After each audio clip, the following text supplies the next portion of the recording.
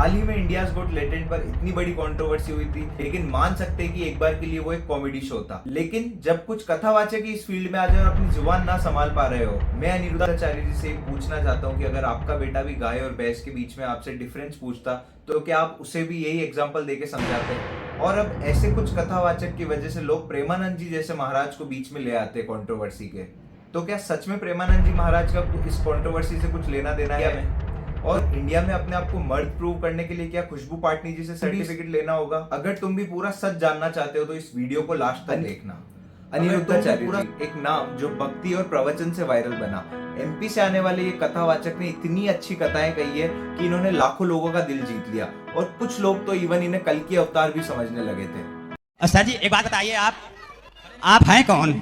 आपके दास? नहीं, हमारे दास नहीं है, भगवान के दास हैं। आप खुद भगवान हैं प्रभु जी। भगवान के दास हैं? नहीं, भगवान है आप इस कल की अवतार लेने आप ही आएंगे। आज भी लोग अपने फोन के थ्रू उन्हें पूरे दिन सुनते हैं, लेकिन कहानी यहाँ तक रुकती तो कोई प्रॉब्लम नहीं थी।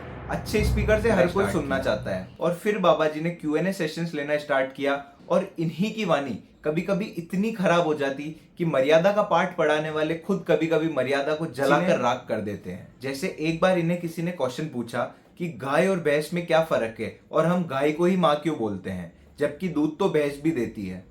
तो इनका जवाब कुछ इस प्रकार था। एक आदमी हमसे बोला कि महाराज जी आप लोग गाय को माता कहते हो तो भैंस को बुआ कह सकते हो आप लोग? हमने उसे बिठाया, हमने उसे कहा बेटा ये बताओ। उसने कहा महाराज जी दूध गाय भी देती है, दूध भैंस भी देती है। हमने बिठाया, हमने कहा ये बताओ तुम्हारी बहन है? बोला है। मैंने कहा तुम्हारे भांजे हैं? बोला है। मैंने कहा तुमने अपनी माँ का दूध पिया है कि बहन का दूध पिया है? बोला माँ का पिया। मैंने कहा दूध तो तुम्हारी बहन भी देती है, पर तुमने माँ का ही क्यों पिया है? माँ को ही माँ क्यों कहते हो, बहन को माँ क्यों नहीं कहते? दूध तो तुम्हारी बहन भी देती है। और फिर क्या, पूरा इंटरनेट इस क्लिप की मीम बना रहा था। और जब ये चीज वायरल हुई तो बाबा जी ने क्लेरिफिकेशन में बोला है कि मैं बस गाय की महिमा समझा रहा था। ठीक है बाबा जी, हमने मान लिया कि आप गाय की महिमा समझा रहे थे, और गाय की सच में बहुत ज्यादा महिमा है। लेकिन मेरा आपसे एक सवाल है कि क्या अगर आपका बेटा भी यही क्वेश्चन आपसे पूछता कि गाय और भैंस में क्या डिफरेंस है, तो आप उसे भी यही जवाब देते जो आपने इस बंदे को दिया है? और तब भी बाबा रुकते नहीं है। ऐसी कमेंट्स की वजह से बाबा जी को आ जाता है बिग बॉस से कॉल, और बाबा जी पहुंच जाते हैं बिग बॉस 18 के ग्रैंड प्रीमियर में एज ए चीफ गेस्ट। और जब ये बात वायरल हुई तो बाबा जी ने क्लेरिफिकेशन दिया कि वो सिर्फ सनातन वैल्यूज को प्रमोट करने के लिए वहां गए थे। जिस शो में लोग तमाशा देखते वहां भक्ति का प्रचार। इससे तो क्लियरली ये मैसेज मिल रहा है कि भक्ति तो करो, लेकिन बिग बॉस भी इंपॉर्टेंट है। बाबा जी, आपको इतनी बड़ी ऑडियंस देख रही है, तो क्या आप उस जिम्मेदारी को समझ भी पा रहे हो? अब बात करते हैं रिसेंट की कंट्रोवर्सी पर, जहां बाबा जी ने लिव इन रिलेशनशिप पे कमेंट किया है, और मेरे हिसाब से तो उसमें कोई भी दिक्कत नहीं है। क्योंकि अब लड़कियां लाते हैं 25 साल की। अब 25 साल की लड़की 4 जगह वो मुंह मार चुकी होती है, सब नहीं पर बहुत। और वो 25 साल की जब तक आती है तो पूरी जवान होके आती है। जब जवान होके आएगी तो स्वाभाविक है कि वो अपनी जवानी कहीं ना कहीं तो वो उसकी जवानी फिसल जाएगी या जाएगी। जैसे कि अभी एक लड़के के संग हनीमून मनाने गई, परंतु वो किसी और के साथ वो रह चुकी थी, उसके साथ चक्कर था। वो ड्रमवाला केस अभी पुराना हुआ नहीं ज्यादा। लेकिन खुशबू पाटनी, जो कि खुद एक एक्स इंडियन आर्मी मेजर है, उन्होंने शायद इस वीडियो को आधी सुनी और अपना रिएक्शन वीडियो डाल दिया। एंड वो उस रिएक्शन वीडियो में कुछ ऐसे बोलती है। लिव इन में रहना क्या गलत है भैया? क्या गलत है?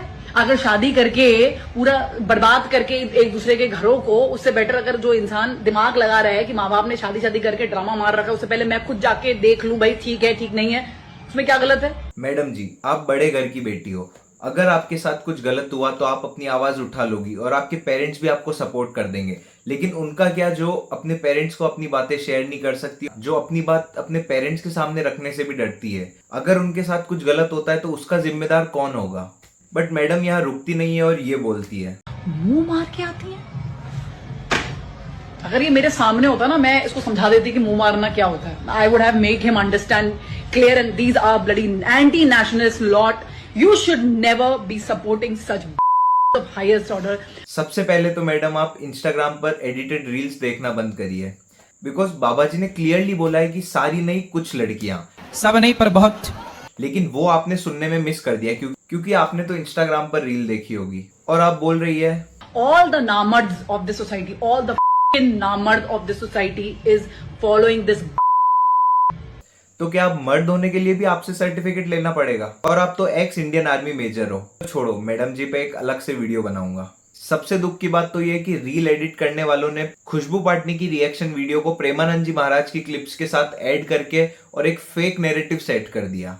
और प्रेमानंद जी महाराज जैसे संतों को बीच में खींचा गया है, जबकि खुशबू पाटिल ने पोस्ट करके साफ साफ मना किया है कि उनने ये वीडियो सिर्फ अनिरुद्धाचार्य जी के लिए बनाई है।